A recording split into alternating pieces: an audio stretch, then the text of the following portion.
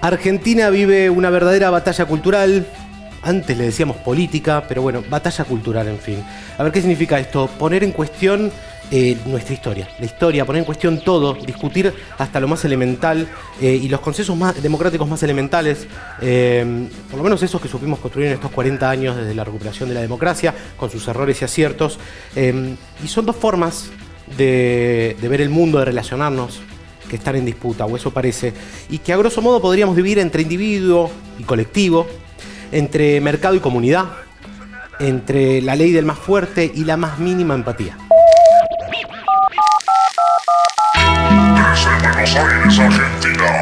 Sobre esta disputa, ¿no?, cultural, política, sobre la hegemonía, digamos, cultural, vamos a charlar hoy. Y tenemos la suerte, el gusto de tener aquí a dos docentes, autores y pensadores indispensables, creo yo. Esto arranquemos por ahí, lo regalo y me parece que es así, lo van a compartir un montón de los que estén escuchando. Uno es Ezequiel Adamowski, él es historiador, investigador, ensayista, autor de numerosos libros sobre historia argentina, fundamentalmente. Gracias por acompañarnos, Ezequiel. Un gusto. Bien.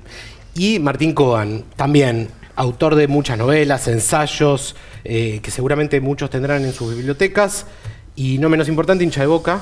Más, no menos, no, más. Por eso, no menos, mucho más importante. Muchas gracias por acompañarnos. No, un placer. Bien. A ver, esta hipótesis, esta idea, ¿no?, que planteé antes, ¿lo ven así? ¿Hay una batalla cultural? En definitiva, ¿es eso, la disputa política, como le llamábamos antes? ¿Quién arranca? Sí, me parece que una disputa política se intensificó muchísimo, ¿no? Para los que tenemos un poco más de memoria, de esa especie de consenso que hubo en la década del 90, ¿no?, donde parecía que el único horizonte posible era el que proponían las fuerzas políticas de entonces, que coincidían en lo fundamental. Venimos de un par de décadas o incluso más, desde 2001 a esta parte, con un debate político muy intenso, que además se tradujo en un reexamen sobre el pasado, ¿no?, preguntas nuevas sobre el pasado y disputas que entonces no son solamente orientadas a cómo gobernar a Argentina en el presente, sino también cómo se enraiza este presente en conflictos y procesos del pasado. Bien. Ahora, la necesidad, digamos, de escribir, reescribir la historia y eso, como decía, consensos que son más actuales, no es nueva, ¿no? Ahora, ¿hay algo novedoso en este proceso? Estamos hablando, por ejemplo, de negacionismo digamos, de la última dictadura militar, de plantear que los últimos 40 años, digamos, fueron una porquería. Así lo planteaba Javier Milei, digamos, en sus intervenciones públicas. No sé, idolatrar a Thatcher, que uno diría es como una figura que poco parece que tuviera un atractivo en el público argentino. Bueno, y otras cosas, digamos, defender el accionar de los militares durante la última dictadura. ¿Qué tiene de novedoso o por qué es distinto? Bueno, en parte hoy tiene de novedoso eso mismo, porque no son los términos que en general dominaban. Yo diría, la batalla cultural hay y no podría no haberla, y no me parecería deseable que no la hubiese. Son cuestiones que efectivamente están abiertas a discusión. ¿Qué idea de cultura si no tendríamos si no pensamos que al interior de un espacio cultural hay diversidad y distintas miradas y distintas perspectivas, y por lo tanto discusiones en un sentido, o luchas, es lo que se llama batalla cultural, o una disputa por la hegemonía, como tienden a hacer las cosas de un tiempo a esta parte, que sin leer a Gramsci en este caso, digamos, con las categorías de Gramsci, sin leer a Gramsci. Pero dejemos entonces Gramsci. Claro, como en cualquier sociedad, el espacio cultural, el espacio ideológico es un espacio en disputa y es un espacio de disputas. Insisto, no me parecería deseable que eso no fuera así o que eso no ocurriera, porque supondría una ambición de homogeneidad y de unanimidad que no me parece deseable. El paso siguiente es esas disputas, esas luchas, esas revisiones de la historia que también me parecen ineludibles. La historia está dispuesta siempre, el pasado está dispuesto siempre a ser reabierto, reescrito, interrogado de otras maneras. Efectivamente, tampoco me parecería deseable la idea de aquietar un pasado que se vuelva entonces intocable. El punto es cuáles son los términos de esa discusión. Ahí sí. ¿Cuáles son los términos? ¿Qué es lo que estamos discutiendo? ¿Con qué herramientas y con qué premisas? En ese sentido sí creo que hay una novedad. En estos 40 años, y por lo tanto lo que puede ser mi memoria personal, no recuerdo una instancia de disputa en los términos que estamos diciendo tan básica, tan precaria, con un grado de elaboración tan pobre, por parte de no solo las ideas que esgrimen y lo que nos puedan parecer esas ideas, sino el grado de elaboración y de fundamentación que tienen para sostener esas ideas, que es un grado muy, muy elemental. Ajá. Sí, sí, totalmente coincido en este último punto. Hay varias novedades del escenario político actual. Una, creo que es la más evidente, es lo que suele nombrarse como la ruptura del pacto democrático, ¿no? El consenso democrático que guió la política argentina desde el 83, creo que está roto, y no está roto exactamente desde ahora, desde esta campaña. Creo que esto, los tópicos del debate y el nivel del debate vienen directamente de lo que fueron los 4 años del macrismo en el poder, que de múltiples maneras preparó este escenario cultural en el que estamos hoy, ¿no? Esa diría que es una de las novedades principales. Otra es la aparición, la irrupción de una fuerza política de derecha, o en este caso de extrema derecha, que cambia también todo un pasado de la política argentina en el cual no hemos tenido fuerzas de derecha, ni mucho menos de extrema derecha, con capacidad de movilizar una cantidad de votos relevante, importante. Eso es una novedad. Y diría también que otra que viene de los efectos de 2001, que también hasta cierto punto es una novedad, que tiene que ver con una prédica política con referencias al pasado muy de autodenigración nacional, ¿no? Pasamos como de un momento macrista de tratar de, ¿no?, de imaginar un país sin pasado, ¿no?, un país, una política sin referencias al pasado, a una prédica muy machacona de referencias al pasado argentino en sentido de autodenigración, ¿no?, imaginando algún momento dorado en el pasado, cada vez más hacia atrás, con el único fin de denostar el presente o el pasado más reciente, ¿no? Claro. O parece como una cuestión solo de números, ¿no? Pero Macri hablaba de los últimos 70 años, ¿no? Obviamente incluyendo al peronismo como en ese inicio de proceso decadente. Ahora habla de 100 años, ¿no? Digamos, ya no vamos atrás, más atrás, casi le dicen Peña, ¿no? Digamos, uno podría pensar que anda Claro. por ahí.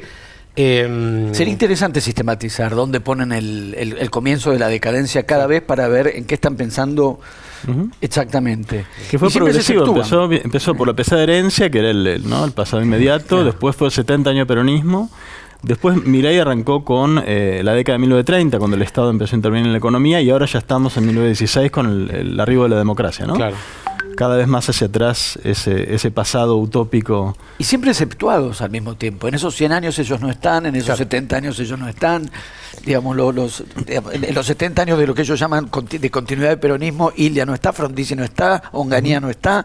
Ellos mismos que estuvieron no están. Entonces ahí sí es donde, dispuesto como uno está, porque insisto, incluso la idea de consenso, ahí donde puede ser deseable. Los consensos no son definitivos, uno estabiliza un acuerdo más o menos razonable, y si eso en algún momento se resquebraja, habrá que volver, no hay alternativa, y puede ser necesario volver a dar la discusión, recomponer el consenso o fundar uno nuevo. El asunto es cuando los términos de esa búsqueda y de ese intercambio están tan llenos de equívocos o de trampas. Son 100 años, son 70, ¿vos dónde estás? Porque ahí sí creo que puede ser un poco desolador el estado de cosas y el estado de la discusión. No por el hecho de volver a discutirlo, sino, insisto, por los términos de esa discusión. Porque incluso respecto de ese consenso, si se rompió, se está rompiendo o ya se rompió, uno puede decir, hay que reabrir la discusión, reabrimos la discusión. Se reabre la discusión. Cuando uno reabre una discusión, presupone la discusión que preexistió. Claro. Habíamos discutido esto, planteamos esto, pusieron esto, llegamos a esto, reabrimos, pero reabrir justamente es retomar lo que se discutió y justamente se reanuda la discusión. Que se discuta con el más absoluto desconocimiento, no sé si fraguado o genuino, de no saber, de empezar ahora. Como pasa a veces pasa en las clases, dado que somos docentes, que alguien llega a mitad de la clase y a los 2 minutos levanta la mano. Pues sí, bueno, está bien, levanta la mano, tenés algo para plantear o para decir, decilo, pero hace 40 minutos que estamos en clase, ¿eh? Y vos acabas de llegar. Podemos reabrir la discusión. Si hablamos de una discusión de lo que se estableció como consenso democrático en estos 40 años, recorremos esa discusión, la reabrimos. intervenir como si esa discusión nunca hubiese estado, ni en sus consensos, ni en los requebrajamientos de sus consensos. Empezar a discutir de cero, de la nada, eso sí es un poco frustrante. Pongámonos al día.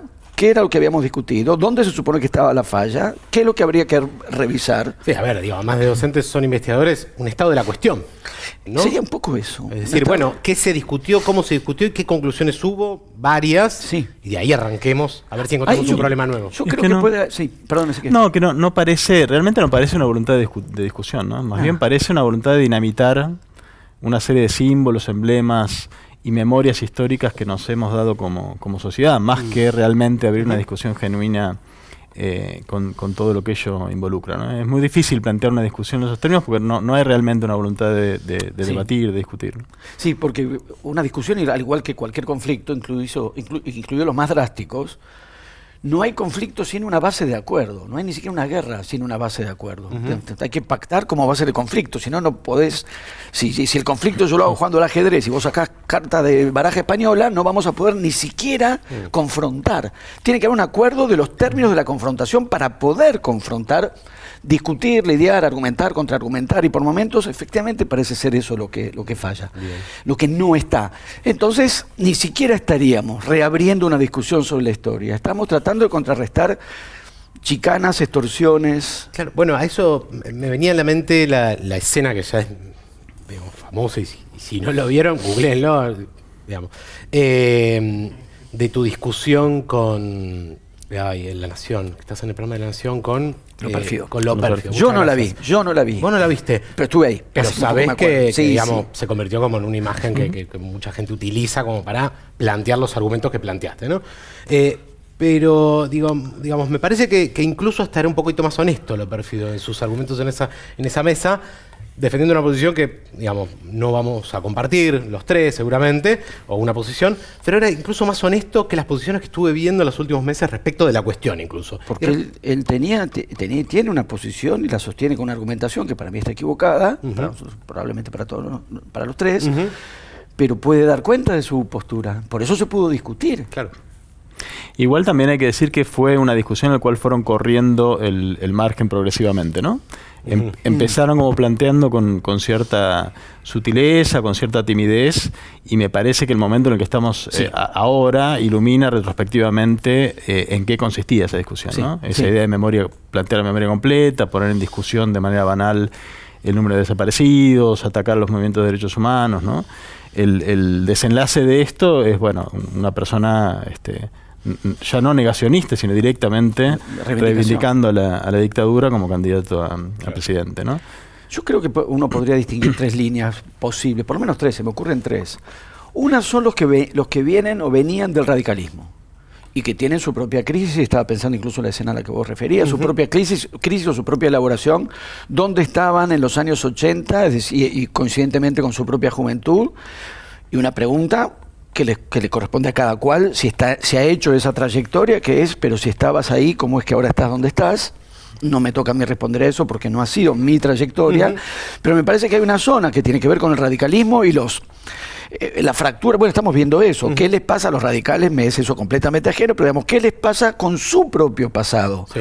Con el alfonsinismo, con el juicio de las juntas, con los que fueron en los años 80 y a dónde han ido a parar. Pero han ido a parar, está mal dicho, porque no es que sopló el viento y los llevó. Sí. ¿A dónde han ido a ubicarse y a dónde han tomado posición políticamente 30 o 35 años después? Ahí hay una zona. Me parece que la Macri en particular y los años del macrismo pueden definir otra, que es la indiferencia por este asunto, que me parece que es la posición de Macri, pero en un sentido muy amplio. Si no hay un negocio, por eso Macri lo único que puede decir es el curro, pensando que debe haber un negocio. Claro.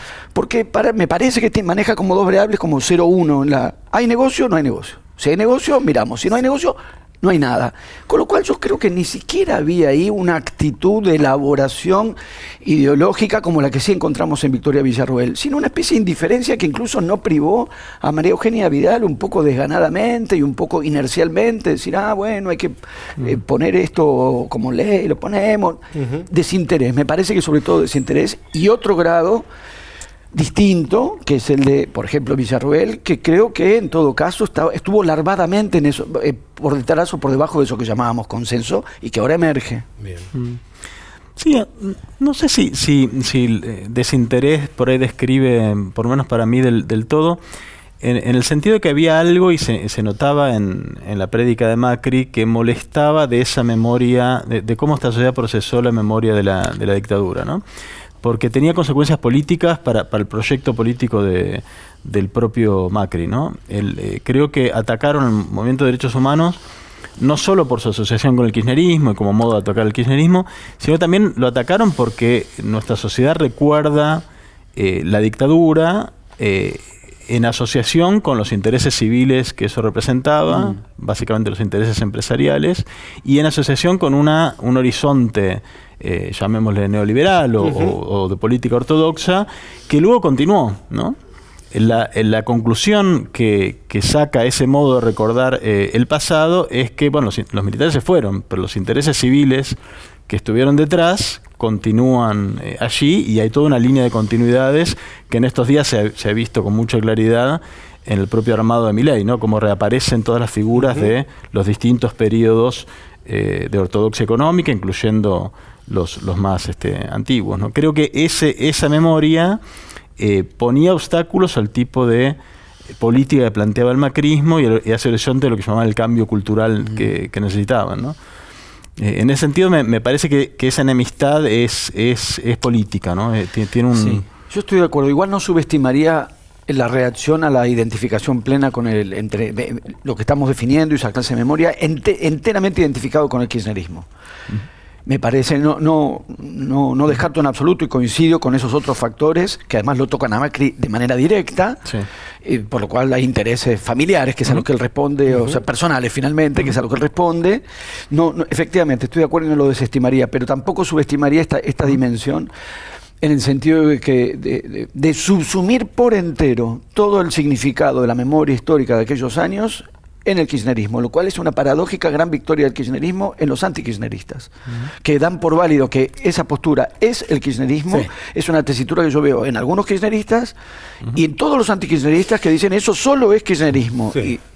Hace no mucho estuvo con nosotros Pablo Semani y nos decía que probablemente también esta puesta en cuestión de toda una estructura de pensamiento, de una historia, de unos consensos, como decíamos antes, tengan que ver con la caída en desgracia de ese oficialismo, y entonces la caída en desgracia en cadena de todos los otros consensos que supuestamente enarbolaba, defendía, que había instalado, ¿no? Entonces, pero eso es un error, es algo que yo no compartiría en sus términos.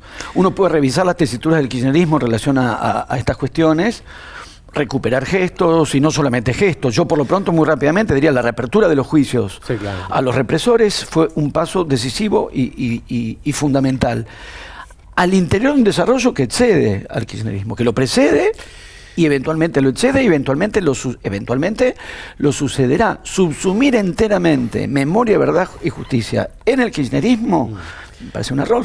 Me parece que la idea era más como la operación, ¿no? Digamos, espectacularizada, de decir, bueno, estos tipos porque hubo una operación, como vos decías, hubo una operación que fue efectiva. Se asoció al kirchnerismo con la política de memoria y derechos humanos, con los juicios a los militares. Digamos, la operación fue efectiva. Entonces, al momento en que se pone en cuestión todo el oficialismo, porque no cumplió con las expectativas económicas, sociales, bueno, el peligro de que caigan en cadena toda esa serie de consensos. Por eso hay que discutir la premisa. Total. El problema está en la premisa. Entonces uno puede reconocer, yo estoy dispuesto, por supuesto, no tendría por qué no reconocer, por lo pronto la enorme importancia de la reapertura del juicio a los represores. Gestos simbólicos, lo simbólico para mí no es menor, no tendría por qué ser menor. Bajar el cuadro fue un gesto simbólico, lo simbólico puede tener su potencia. Y aún ahí, aún en esos términos, y los que eventualmente alguien que sea kirchnerista quiera agregar, abrimos el espacio y pueden agregar lo que quien sea, ¿no? Digamos, lo que quepa. En ningún caso un pasado de esa índole, con un peso y una significación de esa envergadura, va a quedar subsumido en un único lineamiento político. Claro. No, pues además tiene una historia tan previa a la aparición del kirchnerismo, ¿no? Claro, la lucha por los derechos humanos, ¿no? Recorrió de la década del 80 en adelante. Claro. Seguramente hay mayor escucha ese tipo de críticas asociada a la caída del kirchnerismo o la crítica al kirchnerismo, pero coincido con Martín en que no se puede explicar el ataque al movimiento de derechos humanos por arriba, digamos, de las fuerzas políticas, intelectuales, periodísticas, por su cercanía, su asociación al kirchnerismo. Ahí hay un proyecto político y cultural que es de otro orden, ¿no? Claro. También anduvo por acá hace no mucho Horowitz y reflotamos este concepto de él de la democracia a la derrota, ¿no? Digamos que de alguna manera, esto no lo dice él, lo digo yo, mucho más simple y de forma tosca, que, bueno, nada, como la democracia no pudo resolver o satisfacer ese de comer, educar, ¿no? Sanar, que planteaba Alfonsín, y que, bueno, en definitiva, ese desgaste lo estamos viendo hoy. Esto lo digo yo, ¿sí? No lo plantearía tan burdamente. También podríamos pensarlo ahí, ¿no? Digamos, porque en definitiva hay un montón de reivindicaciones que toma Milei, que en su momento tomó Macri, que uno no puede dejar de reconocer, ¿no? Fallido, digamos, de una democracia que termina siendo fallida en un montón de aspectos, más allá de lo formal. Es que lo es y la insatisfacción está y sobre eso no hay objeción. La discusión política es por qué se genera, digamos, las fuerzas políticas y las objeciones al estado de cosas y las objeciones o los señalamientos de lo insatisfactorio de nuestra democracia, al interior de la democracia, tiene múltiples expresiones y hay distintas miradas que plantean eso mismo. El punto es ¿por qué es Macri? ¿O por qué Milei? No es la única alternativa. ¿Por qué no salió por izquierda? Es decir, por ejemplo, por mencionar algo. Es una buena pregunta. Sí. Ahí me parece a mí, la idea de democracia de la derrota describe lo que fue la situación de la restauración democrática en Argentina, luego, ¿no?, de que los militares barrieran con el movimiento social transformador que hubo en décadas previas, ¿no? Pero me parece que hay una encerrona que trasciende el espacio argentino y que tiene que ver con una insatisfacción con la democracia que uno lo ve por todas partes, inclusive en países que son ricos y que tienen economías que funcionan y que no tienen los problemas que tenemos aquí. En el hecho en que me parece que pone en evidencia que lo que llamamos democracia es un sistema muy limitado de representación de la soberanía popular, ¿no?, donde elegimos personas bajo la fantasía de que eso significa autogobernarnos. Y esas personas, en el mejor de los casos, si es que quieren representarnos a los que los votamos, pueden hacer muy poco y en muchos casos no tienen ninguna intención de representarnos a quienes los votamos, ¿no?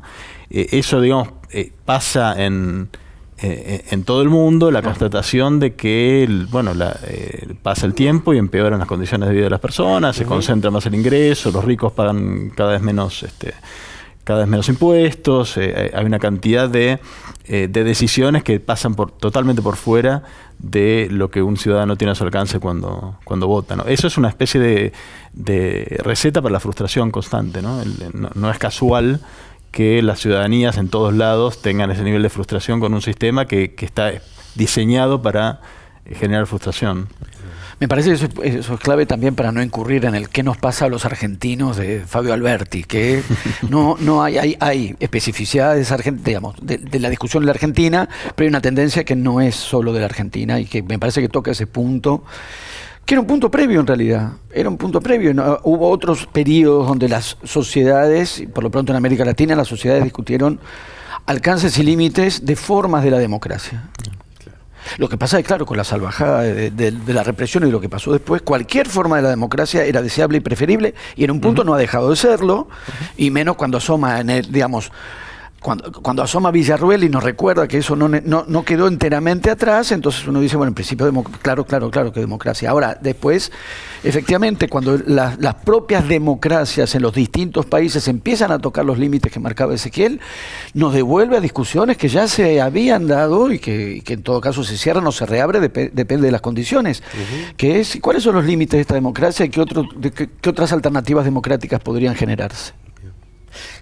En definitiva, digamos, un poco lo que charlábamos antes de la entrevista con los compañeros es que, más allá de que estamos discutiendo historia y formas, ¿no? Digamos, cómo es nuestra democracia, que vayamos a votar cada 2 años, que podamos protestar en las calles, ¿no? Digamos, un montón de cuestiones que por ahí están en juego en este momento y otras tantas. Digamos, planteamos la cuestión casi en términos filosóficos, ¿no? Una filosofía de café barata. No, el café no es barato. No está barato, está muy caro. Sí, está un problema, ¿no? Para filosofar.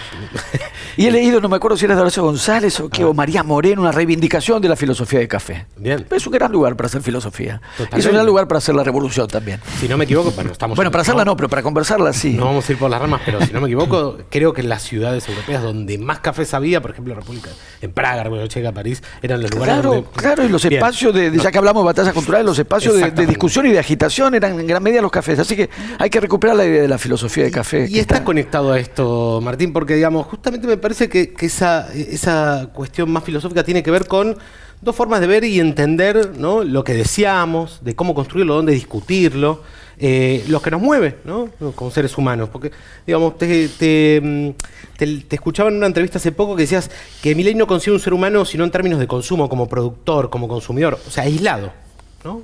Porque si el capitalismo logra algo es aislarnos, es convertirnos en trabajadores o capitalistas, digamos, pero de forma aislada. No tenemos una relación más que económica.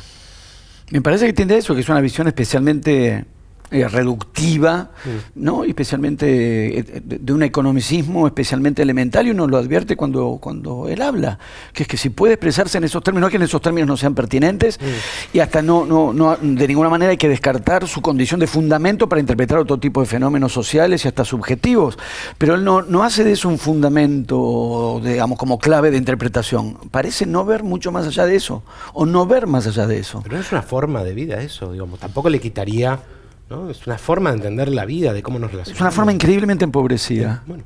Increíblemente empobrecida. En términos ahora no exactamente económicos, pero finalmente también económicos.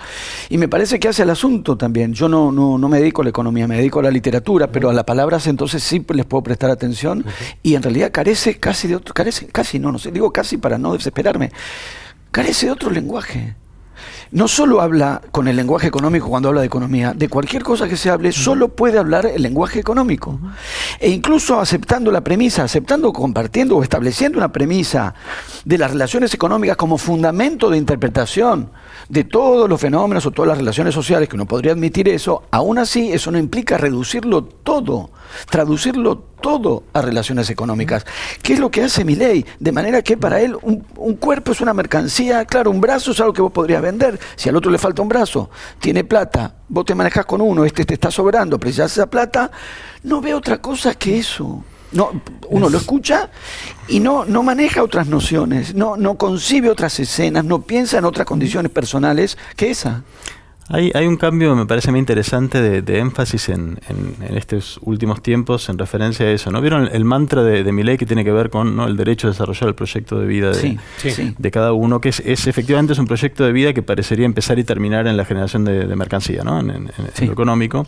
Pero hay un cambio de énfasis que me parece significativo, que es que, bueno, desde sus inicios el capitalismo intenta orientar los proyectos de vida hacia la producción de mercancías, hacia la validación a través del mercado, ¿no?, que las personas tengan como objetivo de vida acumular dinero y demás, ¿no? Hay un cambio de énfasis en estos años en el sentido de que me parece a mí que esa presión se está revirtiendo en una hostilidad hacia cualquier otro proyecto de vida alternativo a ese, ¿no? Que lo hemos visto en esta descalificación inmediata que hay de cualquiera que abra la boca si no pagó una quincena, ¿no? Es la frase de redes sociales. Si no pagaste una quincena no podés hablar, ¿no? O como le dijeron a Silvina Batakis en su breve paso por el Ministerio de Economía, que ella solamente se había dedicado a la gestión pública, que entonces, ¿qué podría saber de la gestión pública? Que era para lo que estaba llamada, ¿no? Como si no pudiese haber ninguna forma de validación de una voz alternativa, salvo que haya rendido examen en las academias del mercado.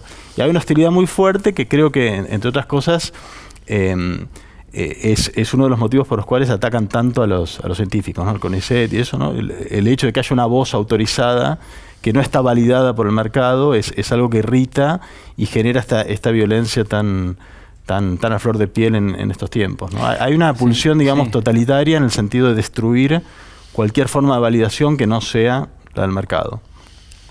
Es que efectivamente es así, y es doloroso que sea así, para quienes nos formamos no hace tanto tiempo con el orgullo, por ejemplo, de pertenecer a la educación pública en Argentina, que es una de las pocas cosas que en la Argentina salieron razonablemente bien y siguen funcionando dentro de la crisis y el deterioro razonablemente bien, de manera que estamos muy afianzados en la premisa de que es un motivo de orgullo haberse formado en la educación pública y ser docentes en la educación pública, y cuando empieza a ganar terreno, no ya una discusión sobre modelos educativos, alternativas educativas, sino algo mucho más rudimentario y más agresivo y más hostil, que es convertir en motivo de desdoro el hecho mismo de ser docentes en la educación pública, el quiebre es significativo y es doloroso.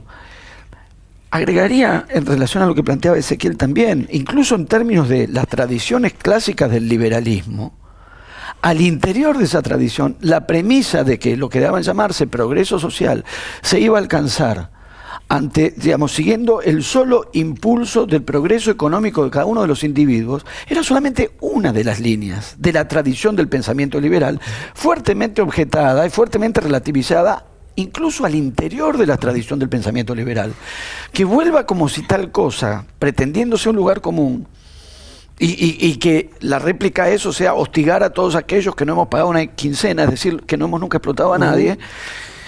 Sí, me parece un retroceso, no porque estemos en una batalla cultural, otra vez, sino los términos de esa batalla son tremendamente básicos. Yo no leí tu último libro, Ezequiel, del antiperonismo al individualismo autoritario, pero me suena mucho, ¿no? A que algo de eso estamos charlando. ¿Puede ser? El título, al menos. Sí, el libro tiene que ver justamente con tratar de entender las conexiones del momento actual y de la emergencia de las derechas radicalizadas en Argentina, pero en otros países también, con lo que es los efectos de una prédica del liberalismo como ideología que lleva ya 2 siglos, un poco menos en Argentina, pero mundialmente 2 siglos, y en ese sentido tratar de entender qué continuidades uno puede ver entre las formas ideológicas que asumió el liberalismo en Argentina y el antiperonismo histórico ha estado muy nutrido de las visiones y las categorías del liberalismo. Luego el antipopulismo más reciente, y ya no solo argentino, sino a nivel transnacional, muy conectado con ese tipo de visiones. Y finalmente este escenario actual de derechas radicalizadas, conectadas con lo que a mí me parece que es una subjetividad que está avanzando en este momento, que es esto que aparece en el libro como individualismo autoritario, que tiene que ver con el individuo que defiende la promesa que le habían hecho de poder desarrollar, ¿no?, su proyecto de vida en un espacio personal sin que nadie lo moleste y a su vez sin molestar a otros, ¿no?, respetando los espacios de cada cual, en un escenario en el cual ya no hay espacio, ¿no? El capitalismo presiona cada vez más, ya no hay espacio para sostener esa fantasía, y la respuesta o el corrimiento subjetivo de esos individuos sometidos a esa pedagogía durante tanto tiempo es la defensa de ese espacio, de esa ilusión del espacio personal, escopeta en mano, ¿no? La idea del individuo con su escopeta defendiendo su espacio. Que podría volver literal, ¿eh? Sí, que de hecho sucede en otros países, ¿no? Claro. Y eso, la traducción política de eso, que es el deseo de que venga un líder capaz de restaurar ese espacio personal que cada uno cree perdido o amenazado, si es necesario, pasando por encima de las leyes, pasando por encima del Estado, sin ningún sentido de comunidad o de nación asociado con eso, ¿no? Un poco esa es la tesis, dicho en 2 palabras, del libro. Me parece encontrar también, pero si quiere ser especialista, también la premisa de que existe un individuo y ese individuo se inserta en una sociedad. Somos individuos, nacemos como individuos, y luego ese individuo va a formar parte de una sociedad, y esa sociedad, para esa concepción, le pone problemas, trabas, impedimentos, dificultades, etcétera. La idea de que el individuo se constituye socialmente, que es algo medianamente establecido por distintas líneas del pensamiento social, la idea de no que el individuo existe y se inserta en la sociedad, sino que está socialmente constituido. Por lo tanto, el planteo de individuo frente o contra la sociedad, y la sociedad solo como lo que limita al individuo, como un problema, y no como un problema, como un impedimento para un tipo de desarrollo que además es básicamente económico. El proyecto de vida es una empresa, generalmente. Digamos, es difícil Yo no encuentro otras formulaciones cuando dicen el proyecto de vida que un imaginario empresarial o de emprendedurismo, que es lo mismo en otra escala.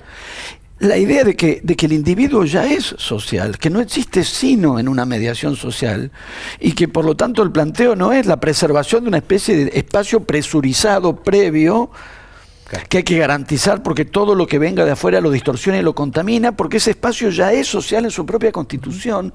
Entonces sí me parece un punto clave para lo que plantea, para lo que Ezequiel ha trabajado y trabaja.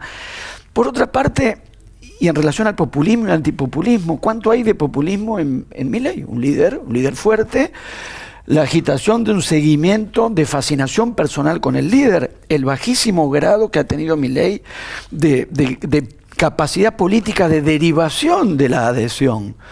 Aquellos que se presentaban como candidatos de Milei en distintas provincias obtuvieron un porcentaje de votación magro en comparación con el del propio Milei, con lo cual la variable de la fascinación de la adhesión al líder es altísima. La vi angustiarse muchísimo a Lilia Lemoyne en una entrevista porque habían hablado mal de Javier y lloró. Me conmueve en el sentido cuando ves a una persona que sufre. Sí.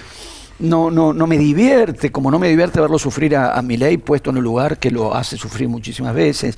No me divierte el sufrimiento ni de Milei. Pero hay una fascinación personal de liderazgo que encaja exactamente con un imaginario populista y de manipulación, con poco sentido de lo republicano, lo que revela lo que en el fondo sospechábamos, por no decir que ya sabíamos. No eran antipopulistas, no eran republicanos, eran solamente antiperonistas. Y, bien, digamos, no, iba a ser una caracterización que es que en cualquier otra, digamos, en las sociedades que nos antecedieron, quienes crearon la democracia, la idea de democracia, eso era un tirano, o una tiranía, ¿no? Digamos, cuando vos pensás en alguien que tiene casi la posibilidad de tener el control de lo público, que no va a haber nadie ni siquiera en su propio espacio que le va a poner en cuestión ninguna cuestión, es un tirano. Pero cuando mencionaste pero ni Rosa para ir a un imaginario liberal. Vayamos al imaginario liberal. Sí. Cosas que aprendí con Jorge Myers. Ni Rosa, y con Hilda Sábato, ni Rosa funcionaba así. Con lo cual ni siquiera lo que en la tradición de un imaginario liberal para los lectores de Esteban Echeverría y de Sarmiento, ni siquiera el tirano designado canónicamente, digamos, como tirano, ni siquiera ese tirano respondía a esas premisas. Bien. Hablabas del antiperonismo, ¿no? De alguna manera, acá nos preguntábamos, decíamos, ¿vale ser? Es una pregunta difícil, ¿no? Y además, tiene que ver con, casi volvemos al café. ¿Vale ser imparcial, digamos, no? ¿Y hasta qué punto ese antiperonismo ya permite cualquier cosa? ¿O no? Porque, digamos, hay gente que, vos mencionabas 4 lugares dentro de Juntos por el Cambio, de Cambiemos, ¿no? Hablabas de un radical que quizá tiene una raíz antiperonista, pero que en definitiva la democracia y las instituciones más o menos le tiran, entonces no va a votar a Milei. Digo, ¿vale en un momento así la imparcialidad? ¿Qué les genera a ustedes la imparcialidad? Me imagino que tendrán colegas, conocidos, amigos. ¿Qué les produce? Yo no lo veo como imparcialidad. A mí me pasa, yo escucho gente que, digamos, en mi caso, yo voy a votar Massa sin ningún tipo de alegría ni entusiasmo, por decirlo de alguna manera, pero no lo dudo. Yo no lo pondría en términos de imparcialidad. A veces hay imparcialidad y hay expresiones que son de imparcialidad. Y a veces hay una disputa sobre los términos de las parcialidades. Porque si no, es establecer, los términos son estos, tenés que tomar posición, y si no tomas posición por esto o por el anti, sos imparcial. Si te declarás imparcial, estás en principio ratificando los términos de la parcialidad. Y a veces no estás de acuerdo con la formulación de la parcialidad. Bien. Tengo la misma diferencia con la noción de Corea del centro. Digamos, cuando vos estás en desacuerdo con los términos de la polaridad, no te ubicás en el centro, porque el centro confirma la polaridad. Porque el centro es centro solo respecto de esas polaridades. Puede haber un centro, puede haber un centro. También puede haber alguien que ni centrista ni imparcial propone otros términos y otros antagonismos y otros polos, o no necesariamente 2 polos. Y la resolución de eso no es la imparcialidad. En el caso del peronismo, yo me encuentro obviamente, digo, muy a menudo en la situación como el personaje de Capusotto, que hablaba como judío y no era judío, y se la pasaba diciendo, pero yo no soy judío. Yo me encuentro, pero yo no soy peronista, pero yo sí, sos peronista. A veces me han dicho, no lo sabés, pero sos peronista. No te das cuenta, pero después tengo los periodistas que me dicen, venite. Pero fuera de eso, que es totalmente anecdótico, hay una búsqueda que a mí me ha interesado siempre, y que tengo yo por lo menos una primera huella que reconozco y que me interesó, que es el posicionamiento de los intelectuales de la revista Contorno en los años 50. David Viñas, Ismael Viñas, un Sebrelli que hoy no reconocemos, León Rosichner, se plantean ahí algo que el caso de Correas era distinto al interior de ese grupo, el caso de Mazzotta era distinto al interior de ese grupo, digamos, los hermanos Viñas, Rosichner, empiezan a pensar algo que para mí sigue abierto como objeto de reflexión, que no es imparcialidad, que no es centro, que no es neutralidad, que es elaborar una posibilidad de no peronismo, que no sea antiperonismo. Porque en ese punto la lógica del antiperonismo es funcional a la del peronismo. Pero digo, no solo conceptualmente o ideológicamente, históricamente y políticamente, si algo fortaleció al peronismo, fueron los 18 años de prohibición y de persecución, con lo cual históricamente en gran medida el antiperonismo produjo al peronismo, en gran medida, y uno lo puede reconocer hoy en día porque nada te acerca más a los que no somos peronistas, a mí en lo personal, más allá de los afectos que uno puede tener con amigos, pues tengo amigos de distinta índole, de distinta posición política, pero cuando escuchás el fanatismo descomunal de los antiperonistas, muy seguros siempre de que los ignorantes y los fanáticos son los peronistas, porque es parte de su mismo dispositivo ideológico, los ignorantes son los otros, y tienden a menudo, primero a un grado a la visceralidad de un rencor, que si no son irracionales, los irracionaliza. Entonces, poder despegarse de eso para los que no adherimos al pensamiento peronista, y no tomar una tesitura de imparcialidad, sino reformular los términos. Yo no soy... Salir de esa grieta que todo el tiempo están tratando de crear y de profundizar. No sé porque el asunto es plantear términos o situar los conflictos y situar las discusiones en términos para los cuales la antinomia de peronismo y antiperonismo sean insuficientes. Eso es el asunto. No es ni ubicarse en el medio, ni moderar, ni ser amigo de unos y de otros, ni terciar, ni ser imparcial. Es tratar de reformular los términos de una discusión política de manera tal que los términos y las perspectivas de peronismo y antiperonismo sean insuficientes, o sea, requieran la superación de los términos de la discusión. Yo sitúo en la revista Contorno una primera apuesta intelectual por lograr eso. Pero el asunto está pendiente. Sí, para mí también Contorno es una referencia en el mismo sentido de lo que decía Martín. Y también siempre, sin ser... Yo soy votante de la izquierda, es la primera vez que manifiesto públicamente mi voto, que en este caso... Yo lo era hasta ahora. Que en este caso va a ser el voto para bloquear algo que me parece que es directamente un riesgo para la democracia y el Estado de Derecho. Me parece que lo que mostró Contorno en su momento y que es perfectamente válido hasta hoy, que el antiperonismo no es solamente un rechazo de una identidad política, un rechazo de una organización, un partido, trasciende eso, está anclado en un rechazo más genérico sobre lo popular y sobre la presencia de lo popular en política, y por eso se desborda, como se ha desbordado muchas veces, no solo sobre los peronistas, sino también sobre otras fuerzas políticas o otras organizaciones de carácter popular, ¿no? Por eso es tan interesante, discúlpame, lo que planteabas antes, que es cuando ponen 70 años y cuando ponen 100. Claro. Porque en un momento se dan cuenta que tienen que empezar a odiar desde 1912. Ahí se ve bien, y es, me parece a mí, un hecho ya hoy de un nivel de evidencia ya innegable, esa especie de contrato clandestino que tienen peronismo y antiperonismo, ¿no? Porque si hoy tiene posibilidades de ganar las elecciones un ministro de un gobierno que ha sido muy malo y con un desempeño económico bastante pobre, el único motivo por el cual está en carrera para ganar una elección posiblemente es porque del otro lado hay algo realmente monstruoso, ¿no?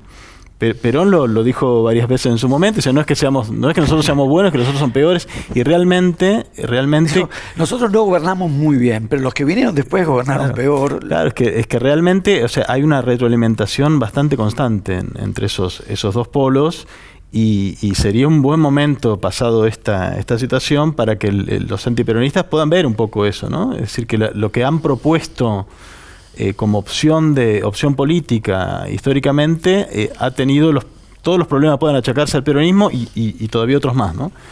En el escenario actual es muy claro, ¿no? Y hay gente que por vía del antiperonismo está realmente apoyando una opción política que significa, bueno, la reivindicación de una dictadura militar, que no es poca cosa, ¿no? Y significa, digamos, un programa económico directamente disparatado, ¿no? Como vivir sin Banco Central, realmente un disparate que se justifica por vía del rechazo al peronismo, pero que en verdad tiene un núcleo más profundo de eso, que es rechazo a lo popular en política. Yo creo que esta situación en particular, igual el antiperonismo se funda con un bombardeo de Plaza de Mayo, digamos, la Fuerza Aérea de la Armada bombardeando su propia ciudad y su propia población, inerme, digamos, no era un episodio de guerra civil. De ahí en adelante, la historia del antiperonismo es penosísima. No hay manera de decir esto sin que diga, sos peronista, vos, Adamowski, sos peronista y vos sos peronista. Y no hay manera en esos términos. Yo estaba pensando por algo que le estaba dando vueltas, que se pudiese hablar o intentar pensar esto, que es, así como se habla de la prueba de amor. La prueba de amor, la famosa, es un tópico. La prueba de amor. ¿Qué harías por mí? Cualquier cosa. Traspasarlo a la idea de prueba de odio. ¿Qué harías por odio? Cualquier cosa. Para mí, el voto a Milei es justamente la inflexión de la prueba de odio de que están dispuestos a hacer cualquier cosa. Que es, hay un peronista y cualquier cosa, yo voy a votar cualquier cosa, te van a decir. Y no lo van a decir, lo están por hacer o lo estuvieron por hacer. Y fíjense, agregaría una cosa más, que si uno se corre un poco del escenario argentino, el nivel de odio que motoriza ese tipo de conductas, ¿no? De votar a alguien directamente autoritario, impresentable y demás, uno lo reencuentra en otros procesos parecidos, ¿no? Digo, en Brasil tuvo un odio a Lula y al PT, que es lo que motorizó el bolsonarismo, en un escenario donde no había nada parecido al peronismo. El PT no fue disruptivo como fue el peronismo histórico, ni podrían achacarse a Lula el tipo de defectos que se le achacaron, muchos de ellos con mucha justicia a Perón o al peronismo como fuerza política, y sin embargo alimentó niveles de odio similares o algo parecido en Estados Unidos, ¿no? Respecto de los demócratas, lo woke, lo progresista y demás, ¿no? Son niveles de odio que tienen que ver con una visión política que excede el marco argentino, y que me parece que es interesante para echar luz retroactivamente al antiperonismo, ¿no? Que es algo que trasciende la experiencia puntual de lo que Perón haya hecho o dejado de hacer. Es algo que tiene raíces más profundas que eso. En ese punto a mí me resulta más, no sé si decir fácil, pero puedo visualizar o posicionarme, relacionarme mejor con aquellos que de un modo para mí equivocado o en muchos casos negligente, o en muchos casos superficial, creen desde un primer momento en Milei y van en un momento, desde un primer momento, ¿no? Más honestos en ese punto. Me encantaría avanzar en una elaboración de esa adhesión y discutirla, y tiendo a pensarla sobre todo como la adhesión a un gesto de destrucción, que cuando uno piensa en el desesperado, en el que no aguanta más, el que no da más y no ve más, que le basta con el gesto de destrucción y hasta puede prescindir de preguntarse por el después de la destrucción, y adhiere a Milei porque no ve otra cosa y no precisa ver otra cosa que el que va a romper con todo. Y ahí no han visto ni al fascista no en el sentido, pues no tiene esa idea del Estado, pero no al reivindicador del terrorismo de Estado, no al que se fascina con la represión estatal, no ven nada de eso, ven lo que ven, adhieren. Pero después están los que sí lo vieron, y lo ven y lo dijeron, y lo dijeron enfáticamente, y uno los escuchó y los leyó declarar, alertar sobre el peligro de este voto, y en 4 días decidieron que ese voto que señalaban como peligrosísimo va a ser el suyo, sin otro motor que el antiperonismo. Prefiero... Sí, hemos visto gestos de una miserabilidad en ese sentido en estos días realmente sorprendente, ¿no? Sorprendente, de gente de la que yo ya no tenía buen concepto, y aún así no pensé que caerían tan bajo. Ahora vamos a hacer un cierre, les voy a pedir un cierre. Sí que se puede cerrar este tema, ¿no? Obviamente. No se puede. No se puede, por eso es complejo. Primero voy a hablarle un segundito a quienes nos están escuchando y llegaron hasta acá y voy a citar un poco a Perón y un poco a Juan Román, ¿no? Digamos que decía que si ellos estaban primeros y habían salido campeones, ¿no? Si ellos, Boca, si nosotros, yo voy a hacerme cargo, Martín. Es porque debían ser un poco mejores que el resto, ¿no? Ahí se puso peronista Román Riquelme. Y si llegaste hasta acá, bueno, no seremos los mejores, pero estaremos haciéndolo bastante bien y te interesará, así que podés suscribirte, comentar y bueno, mirar todos los materiales que tenemos aquí en Canal Abierto, que seguramente pueden ser interesantes para vos y quien quieras compartir. Y ahora sí vuelvo, si les parece, un cierre, como les decía, hipótesis, el formato, la idea es que, a modo de conclusión, si se les ocurre, una hipótesis, conclusión, digamos, que pueda llegar a dar cuenta a todo el debate y todas las cuestiones que mencionan acá, que son un montón, o alguna que les parezca importante resaltar. No, diría pensando en el futuro, ¿no? Salidas de esta situación. A mí me parece que cuando uno pone lo que nos está pasando en contexto internacional, está claro que estas derechas extremas llegaron para quedarse y que el horizonte de un gobierno monstruoso de ese tipo va a estar cercano, pase lo que pase en estas elecciones, así como lo está cercano en España, en Estados Unidos y en otros sitios, ¿no? Pensando en eso, me parece que es fundamental poder poner en marcha lo que a mí me parece el único antídoto posible para esto, que es reconstruir proyectos políticos esperanzadores, ¿no? Capaces de convocar al compromiso colectivo y que para mí inevitablemente tienen que ver con poner en discusión las reglas del juego que estamos jugando, ¿no? Las reglas del juego de una democracia que no es tal, poder decirlo, plasmarlo e imaginar otro tipo de política, y también las reglas del juego del capitalismo, ¿no? En la medida en que no podamos avanzar en ese sentido, me parece que va a ser muy difícil contrarrestar el impulso hacia este individualismo más autoritario que alimenta estos fenómenos de derecha radicalizada. Para esto no hay conclusión, pero para darle un tono de conclusión voy a decir suscribo. ¿Sí? Bueno, muy bien. Muchas gracias por estar acá, ¿sí? Por elevar el debate. Creo yo que escucharlos es un poco eso, elevar el debate en este momento en el que está un poco llano y simple la cuestión. Y esperemos volver a verlos con alguna buena noticia. Ojalá. Gracias. A vos.